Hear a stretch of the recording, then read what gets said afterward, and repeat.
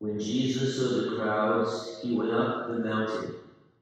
And after he had sat down, his disciples came to him. He began to teach them, saying, "Blessed are the poor in spirit, for theirs is the kingdom of heaven. Blessed are they who mourn, for they will be comforted. Blessed are the meek, for they will inherit the land. Blessed are they who hunger and thirst for righteousness, for they will be satisfied. Blessed are the merciful, for they will be shown mercy. Blessed are the clean of heart, for they will see God. Blessed are the peacemakers, for they will be called children of God. Blessed are they who are persecuted for the sake of righteousness, for theirs is the kingdom of heaven. Blessed are you when they insult you and persecute you and utter every kind of evil against you falsely because of me. Rejoice and be glad, for your reward will be great in heaven." Gospel of the Lord. Praise to you, Lord Jesus Christ.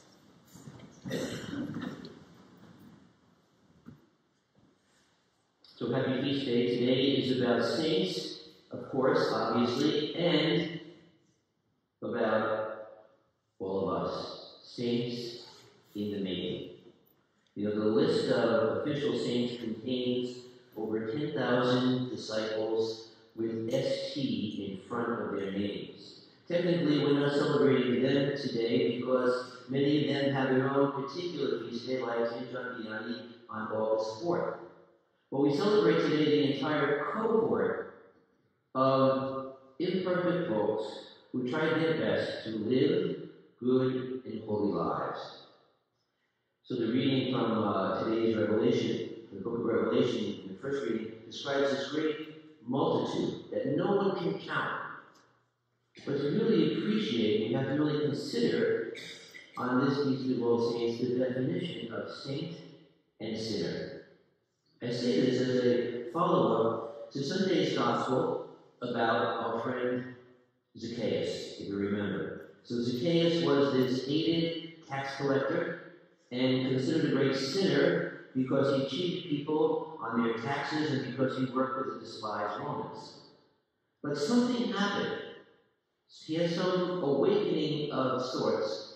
And so he climbed this tree to see Jesus, who he heard was passing by. Jesus told him, he didn't say, "Hurry up," but he said, interesting, "Hurry down." Hurry down from that tree because he intended to dine in his house. And so when Zacchaeus and Jesus got to his fancy home, since he was a very rich man, Zacchaeus seemed to have this conversion. He promised that he would give half his possessions to the poor, and if he had extorted anyone or anything, he would pay them back 4 times over. Of course he extorted so many people, that's why he was considered a sinner. Jesus then says, salvation has come to this house, to Zacchaeus, because Jesus came to seek out and to save what was lost. But you know, as with all the parables of Jesus, we don't know what happened next. Maybe Zacchaeus was overwhelmed by Jesus on that particular day, or for a random period of time after that. The story, all many parables are left unfinished for us to fill in the blanks with our own lives. Zacchaeus was a sinner. The question is, did he grow into a better and perhaps a saintly life? It's worth reflecting upon. What happened next for him and for us? Since I gave this honor last night, I don't usually remember my dreams, but I woke up and I was thinking about that early this morning, about this particular story and how it relates to All Saints Day. You know, Jesus sort of invades the space of Zacchaeus. He sees him up in the tree, and he invites himself over to dinner, but we don't know what happened next. And that's a really important question for us to reflect upon ourselves. What happened next? Saint was sinner, the spectrum. So I checked it out in Webster's dictionary, the definitions of the two words, saint. A saint, the person of exceptional holiness of light, virtue, or benevolence, a person recognized as such by family, community, or church. And a sinner, a person who transgresses the law of God, a person who willfully or deliberately violates a religious or moral principle, a person who is guilty of any reprehensible or something that's regrettable. So the interesting thing is, neither word means that a person is 100% good or 100% bad. But both words imply that the person is usually good or bad.